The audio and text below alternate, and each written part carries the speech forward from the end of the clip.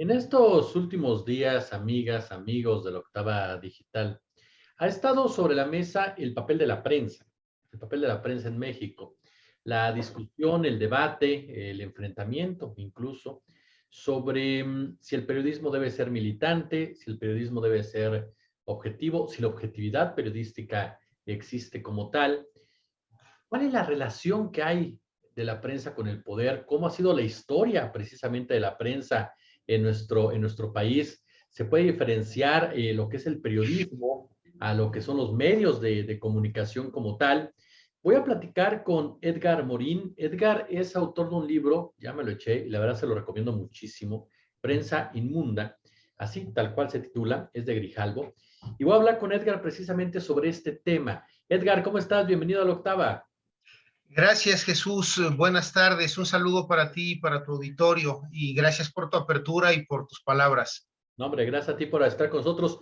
A ver, Edgar, lo primero que yo te preguntaría es, el libro que tú nos planteas, que le reitero a la gente, de verdad, échenle un ojo, ¿se puede considerar, perdón que lo diga así, pero una especie como de historia de la prensa mexicana, la relación de la prensa mexicana con el poder económico en un momento dado? ¿Cómo aterrizamos Prensa Inmunda de Edgar Morín en este entorno, en este contexto que se está viviendo en México?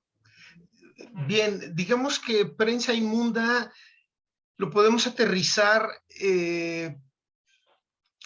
para entender qué es lo que está pasando en términos de propaganda, para entender qué actores mienten, por qué mienten, cómo mienten y a qué herramientas y técnicas de propaganda han recurrido, que como verás en el libro, pues básicamente son tres corrientes que se desarrollan en el siglo XX. Entonces, eso es lo que el lector puede encontrar, es decir, la compleja relación entre el poder político, el poder económico y los periodistas. Y hay evidentemente una historia de esa relación que incluye el espionaje, que incluye la vigilancia electrónica, y también hay ejemplos, como viste, pues de otras partes del mundo y de otros momentos donde se ha usado propaganda, donde se manipula, donde se intenta persuadir. Y también ejemplos que me parece importante destacar, donde la prensa cumple este papel social y denuncia las mentiras del poder, cumple el papel incluso de los intelectuales. Entonces, de eso va básicamente el libro, ¿no? De esta compleja relación entre el poder político, entre los empresarios y las empresas periodísticas y los periodistas, ¿no? Porque hay que distinguir que no son lo mismo unos y otros, ¿no? Claro. De eso va fundamentalmente. Por qué miente la prensa? ¿Por qué razones miente la prensa, Edgar?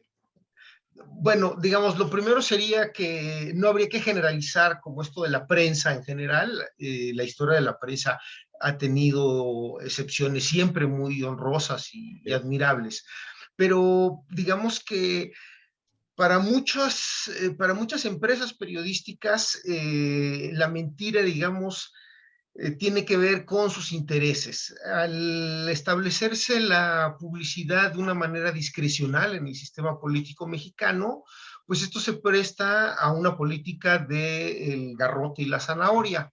Es decir, a veces si me pegas, te quito la publicidad. Entonces es importante, por ejemplo, regular y transparentar cómo el Estado da publicidad. Incluso al final del libro tú encuentras ahí una propuesta, ¿no? Es decir, hay que reconocer que como Estado, que la prensa juega un papel muy importante en nuestra sociedad y por lo mismo ahí hay una herramienta de control que hay que denunciar y hay que romper. Hasta el día de hoy sigue siendo la publicidad discrecional. Por ejemplo, también se miente, pues porque a veces los dueños tienen intereses que van mucho más allá de lo periodístico y en consecuencia, eh, pues se atenta contra ciertos intereses de algunos negocios, ¿no? Tiene que ver con el perfil de negocios de algunos dueños y con cómo los medios también se han transformado. Es decir, pasaron de ser un periódico, por ejemplo, a ser un conglomerado de noticias, y esto complica también la labor de los propios medios y de los periodistas, ¿no? Que además encuentran en Internet, paradójicamente, un aliado y quizá uno de sus peores enemigos, ¿no? ¿Por qué? Pues porque el Internet viene a desbaratar, como también viste en el libro, el modelo de negocio de la prensa.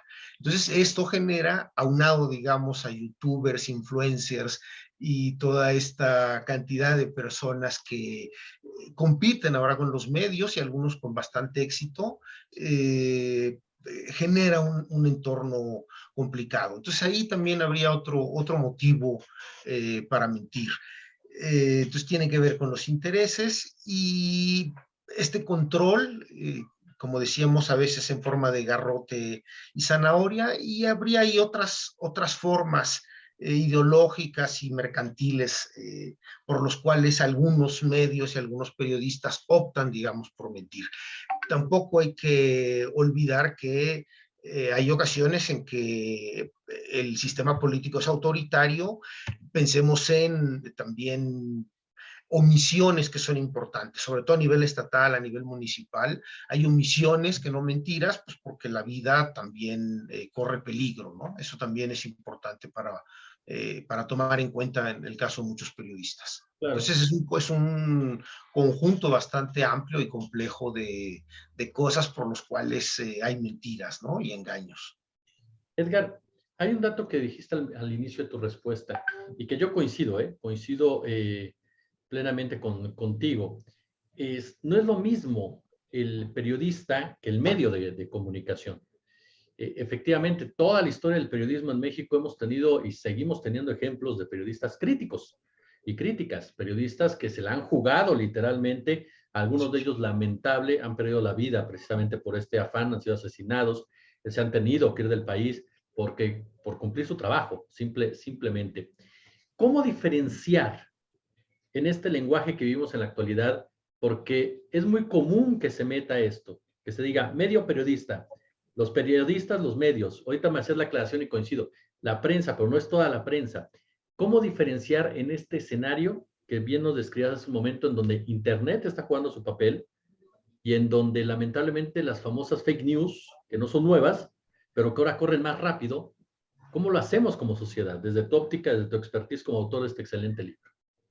Es una cuestión bastante compleja. De hecho, como encontraste también en el libro, la intención es proporcionar herramientas y pistas para que el ciudadano de a pie pueda justamente ir distinguiendo esto. Creo que eh, una herramienta importante en esto tiene que ver con tomar en cuenta varias cosas. La primera, que es fundamental, el asunto de las fuentes.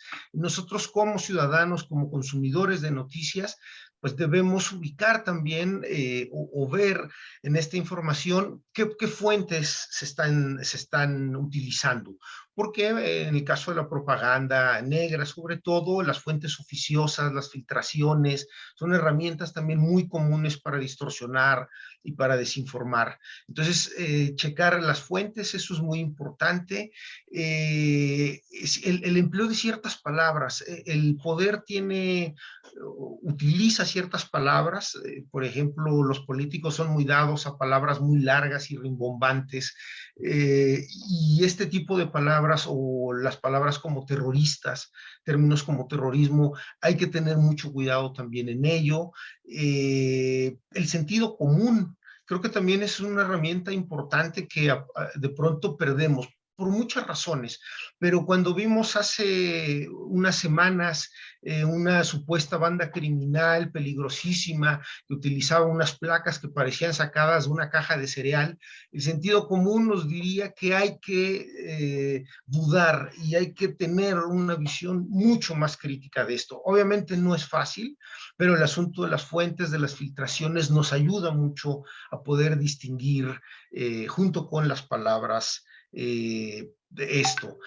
El otro componente que tiene que ver con la manipulación de la imagen. Desde algunos manuales antiguos de propaganda se considera que la gente per se cree que una imagen es realidad. Entonces habría que recordar que también las imágenes, desde que se inventa la fotografía en el siglo XIX, desde ahí se manipulaban a lo mejor los cadáveres al principio y ahora hay Photoshop. Entonces también hay que dudar de lo evidente. Y bueno, esas serían algunas de las herramientas para, sobre todo, que quienes lo lean descubran por sí mismos y saquen sus propias conclusiones de las herramientas que se utilizan, porque obviamente el Internet potencia todo esto. Y creo que hay una diferencia que es muy importante también para entender la función vital que tienen los periodistas. A diferencia de los periodistas, buena parte de lo que circula en el Internet ni siquiera está investigado, corroborado, no tienen códigos deontológicos. Entonces, eso hace que sea mucho más fácil manipular. Si los periodistas, no hay que olvidar, bueno, pues son profesionales de la información y eso mismo les da una serie de herramientas que necesariamente los distingue de todos aquellos aficionados. Entonces hay que dudar de lo evidente y más en el Internet, dada su propia naturaleza.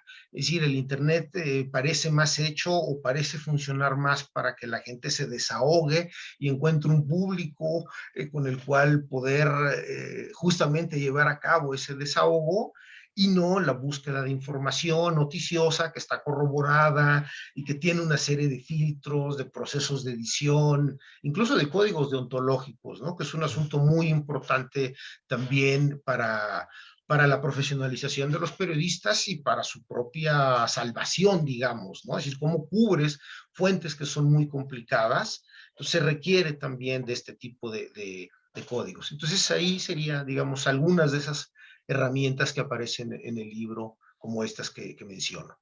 Mi querido Edgar, hablamos también de una división profunda en el gremio periodístico. ¿Cómo ubicar esa división? ¿A qué nos referimos para la gente que está escuchándote y viéndote? Cuando hablamos de división, yo hablaría fundamentalmente de que hay un problema es un problema estructural y es un problema de precarización del periodismo, de los periodistas, que es parecido a otros campos, como el campo de la academia. Es decir, en el caso de los periodistas, hay un problema estructural, bajos salarios, maltratados, peor pagados, organizaciones muy autoritarias. Ahí mencionamos a Kapuscinski, ¿no? En estas organizaciones de los siervos que obedecen, que cubren sin descanso. Entonces, ese es un componente importante que tienen los periodistas. Habría que distinguir que esta profesión es una profesión que exige mucho, que tiene muchos riesgos, digamos, los propios de la actividad, pero también los propios de un país como el nuestro en estas condiciones que vienen de varios sexenios a la fecha. Entonces, eso hace que sea más vulnerable la actividad. Eh, Se dura poco porque se trabaja mucho, hay un sistema, digamos, donde hay una oferta excesiva de mano de obra de trabajo. Entonces, estas dinámicas de la propia industria periodística hacen que sea una profesión, insisto, muy difícil sumada a los otros riesgos. De tal forma que los periodistas son, digamos, una pieza muy importante que como sociedad desafortunadamente no valoramos. Y este es un problema que también es muy importante. ¿Por qué digo esto? Pues porque sus contenidos, mucha gente no los quiere pagar. Y entonces esto genera también un problema que es muy importante. Es decir, hacer un buen periodismo cuesta tiempo, dinero, pero del otro lado tenemos una sociedad bastante indolente respecto a su suerte y tenemos también que no compra estos contenidos. Todo esto contribuye, digamos, a generar esta división interna. ¿Por qué? Pues porque se ha precarizado el trabajo, se han precarizado los salarios, digamos algo que es bastante importante. La Comisión Nacional de Salarios Mínimos considera que el periodismo es un oficio, lo paga como tal, y esto genera una enorme contradicción de la que los dueños de muchas empresas periodísticas no dicen nada, pero que el gremio tampoco se puede unificar.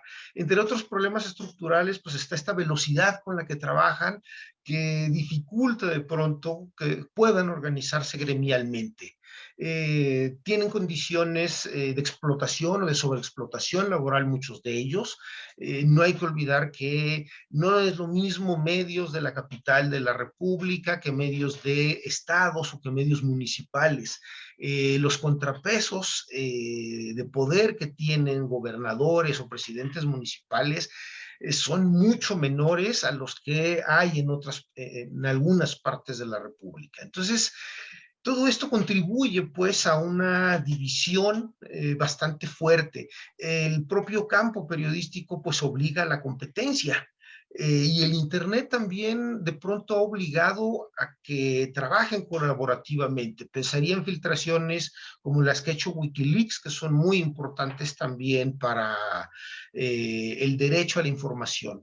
Porque algo que está también atrás del libro es justamente dar cuenta de que los ciudadanos tenemos derecho a la información de interés público.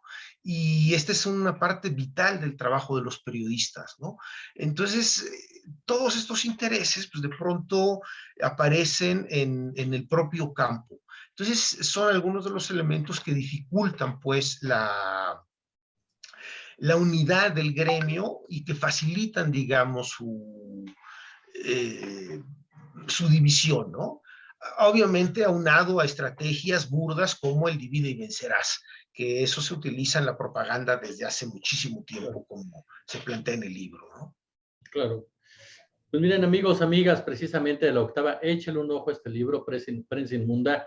Vale mucho la pena en el entorno que estamos viviendo para conocer precisamente a fondo y entender muchas de las cosas que se están dando a conocer en este momento. Mi querido Edgar Morín, yo te agradezco muchísimo, de verdad, estos minutos para la octava.